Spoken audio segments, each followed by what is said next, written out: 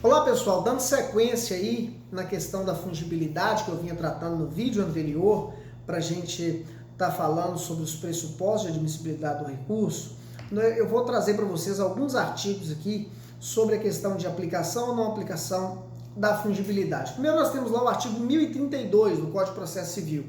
Se o relator no Supremo Tribunal de Justiça que entender que o recurso especial versa sobre questão constitucional, aí ele teria que ser o recurso extraordinário, evidentemente, deverá conceder prazo de 15 dias para que o recorrente demonstre a existência de repercussão geral, porque é algo que não precisa mostrar no recurso especial, mas é necessário que se mostre no recurso extraordinário, e se manifeste sobre a questão constitucional. Olha aí uma questão na prática trazida pela própria legislação sobre a aplicação da fungibilidade. O parágrafo único diz o seguinte, do mesmo artigo 1032, cumprida a diligência de que trata o CAPT, o relator remeterá o recurso ao STF que, em juízo de admissibilidade, poderá devolvê-lo ao STJ.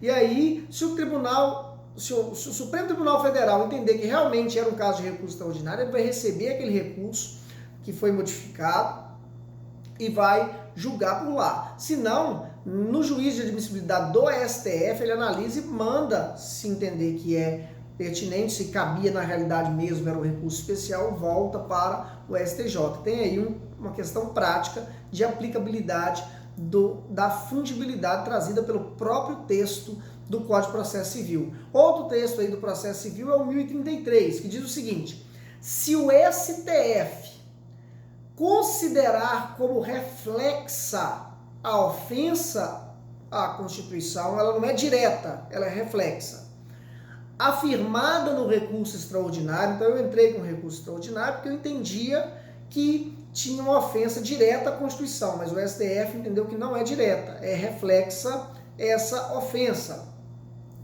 Por pressupor a revisão da interpretação de lei federal ou de tratado, remetê-lo-á ao STJ para julgamento como recurso especial. Olha aí a aplicação do princípio da fungibilidade. Nesse caso, o STF olhou, verificou o recurso extraordinário, interpôs certinho dentro do prazo. Como o recurso extraordinário traz mais exigência do que o recurso especial, em tese não precisou fazer nenhum tipo de reforma, ele vai pegar aquele recurso, vai remeter para o STJ para que ele receba como recurso especial, o princípio da fungibilidade ou instrumentalidade das formas, ok? Aplicado aí na prática com base na legislação prevista lá no CPC. O 1024, parágrafo 3º, diz o seguinte: o órgão julgador conhecerá dos embargos de declaração como agravo interno, se entender ser esse o recurso cabível, desde que determine previamente a intimação do recorrente, para no prazo de 5 dias complementar as razões recursais,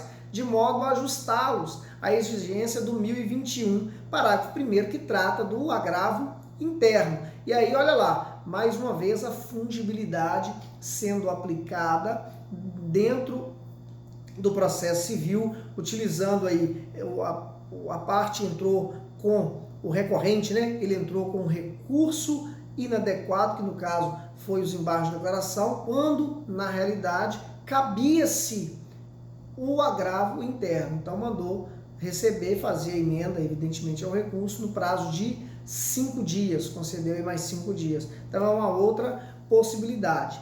Dentro dessa ideia ainda de análise, nós temos umas regras, algumas doutrinas vão chamar de princípio, outros vão trazer como regras, meras regras, que é a questão da unicidade, unirrecorribilidade ou singularidade recursal. O que quer dizer isso? Não se pode manejar ao mesmo tempo mais de um recurso. Cada parte ela vai manejar um recurso por vez. Então não é possível a interposição de recurso contra a mesma decisão, de mais de um recurso contra a mesma decisão. Cada caso vai caber o recurso próprio e adequado. Aí tem duas observações importantes aí. Contra acórdão objetivamente complexos, mais de um capítulo, e etc., é possível imaginar o cabimento simultâneo do recurso especial e o extraordinário. Como assim?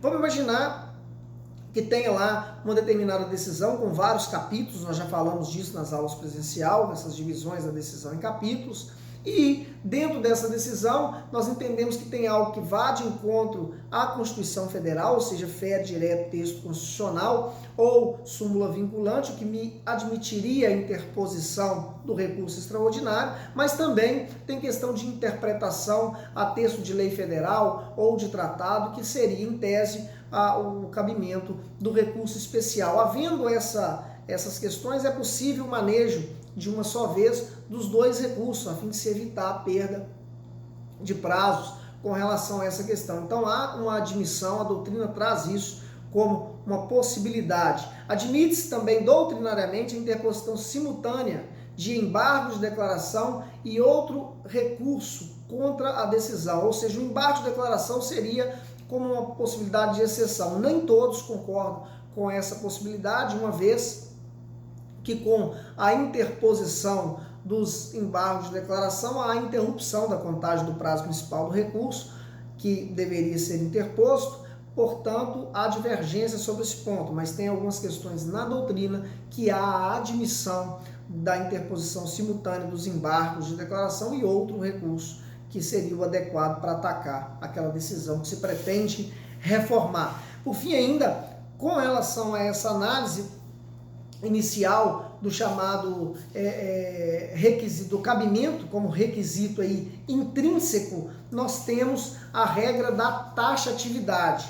Consiste na existência de que a enumeração dos recursos seja taxativamente prevista em lei. O rol legal dos recursos, números clausos, ou seja, tem que estar lá descrito no CPC. Se não tiver no rol do CPC, não existe aquele recurso. Não tem como interpor. Eu não posso inventar recurso. Ele tem que estar de forma taxativa prevista. Não se admite criação de recurso pelo regimento interno de tribunal. O STF decidiu que o Estado membro não pode criar recurso novo também por meio de lei estadual e não se admite criação de recurso por meio do chamado negócio processual, que também é uma novidade trazida pelo CPC 2015, que traz lá no artigo 190 e 191 a questão do negócio processual, onde as partes, ao celebrar, por exemplo, um contrato, criam regras de caráter processual na hipótese